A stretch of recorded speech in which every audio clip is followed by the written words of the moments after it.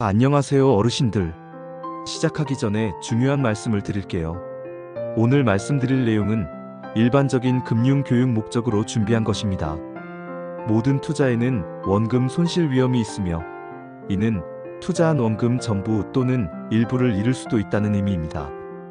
자산 배분 전략도 개인의 재정 상황, 건강 상태, 가족 상황, 투자 목표에 따라 달라질 수 있습니다. 실제 투자나 자산 배분 결정은 꼭 은행이나 증권회사 등 금융 전문가와 충분한 상담을 받으신 후에 하시기 바랍니다. 투자 상품 선택 시에는 반드시 본인의 투자 성향과 위험 감수 정도를 정확히 파악해야 합니다. 어르신들, 오늘 이런 질문을 해보고 싶어요. 평생 열심히 모은 소중한 돈, 어디에 어떻게 나눠 담아야 할까요?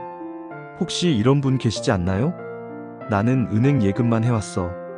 다른 건 무서워서 못하겠어. 아니면 이런 분도 계시죠? 주식 좀 해봤는데 떨어지니까 무서워서 다 빼버렸어. 계란을 한 바구니에 담지 말라는 말 들어보셨죠? 오늘은 이 말의 진짜 의미와 함께 우리 어르신들에게 맞는 자산 배분의 원리를 쉽게 설명해 드릴게요. 자산 배분이라는 말이 어려우시죠? 간단하게 말하면 돈을 여러 곳에 나눠두는 것이에요. 예를 들어볼게요.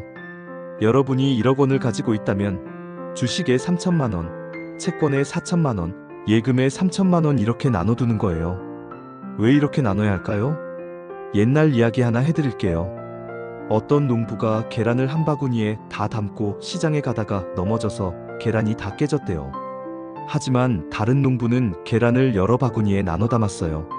하나 넘어뜨려도 다른 바구니는 안전했죠. 투자도 마찬가지예요. 한 곳에 다 몰아두면 그곳이 잘못되면 전부 다 잃을 수 있어요. 실제 예를 들어볼게요. 2008년 금융위기 때 주식만 하던 분들은 50% 이상 손실을 봤어요. 하지만 주식 30%, 채권 40%, 예금 30%로 나눠둔 분들은 손실이 훨씬 적었어요. 왜 그럴까요? 주식이 떨어질 때 채권은 오르기도 하고 예금은 안전하게 그대로 있었기 때문이에요. 이걸 상관관계라고 해요. 어떤 자산이 오를 때 다른 자산은 떨어지기도 하고 반대로 움직이기도 해요. 한국은행 자료를 포함한 여러 연구에 따르면 주식과 채권은 장기적으로 볼 때 서로 반대 방향으로 움직이는 경향이 있어 포트폴리오의 위험을 분산하는 데 효과적입니다. 하지만 모든 상황에서 항상 반대로 움직이는 것은 아닙니다.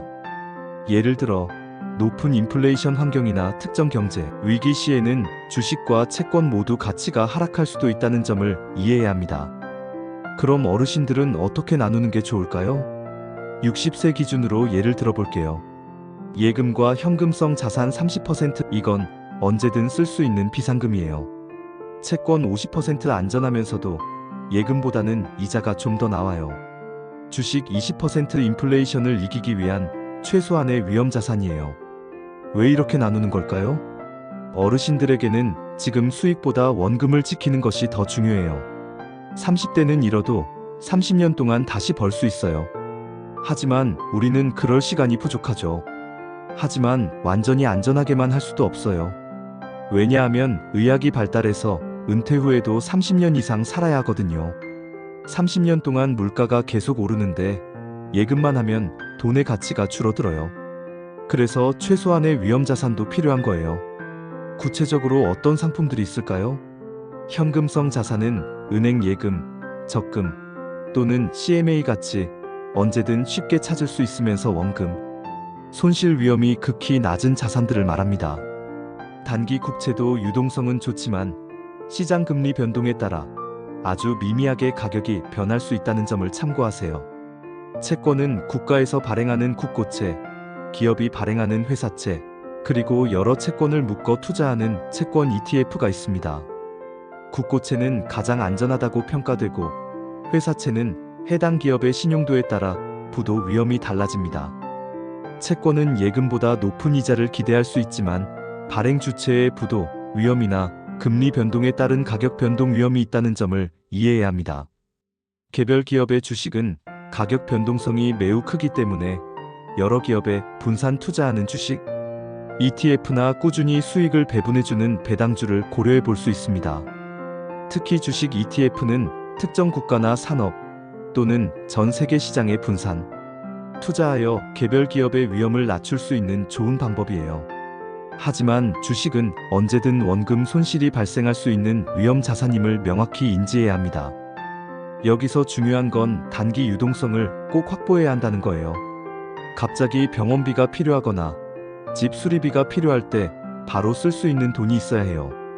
이 돈까지 투자에 넣으면 급할 때 손해를 보고 빼야 할 수도 있어요. 그리고 배당주나 채권 ETF로 중장기 배당 수익을 노려보세요. 매월 또는 분기별로 들어오는 배당금이 생활비에 도움이 될 수 있어요. 마지막으로 장기 위험 자산은 최소화하세요. 젊은 사람들처럼 성장주에 큰 돈을 넣을 필요는 없어요. 하지만 여기서 중요한 건 모든 사람에게 맞는 정답은 없다는 거예요. 건강하신 분은 위험 자산을 조금 더 늘릴 수 있어요. 자녀분들이 도움을 주신다면 더 안전하게 갈 수 있고요. 연금을 많이 받으시는 분은 위험 자산 비중을 늘릴 수 있어요. 중요한 건 내 상황, 내 나이, 내가 감당할 수 있는 위험 수준에 맞게 나누는 거예요. 무엇보다 본인이 감당할 수 있는 손실, 범위와 심리적인 편안함을 최우선으로 고려하여 전문가와 상의 후 자신에게 맞는 비율을 찾아야 합니다. 자산 배분 전략은 한 번 정했다고 끝이 아니라 시장 상황과 본인의 목표 변화에 맞춰 주기적으로 점검하고 조정해야 합니다.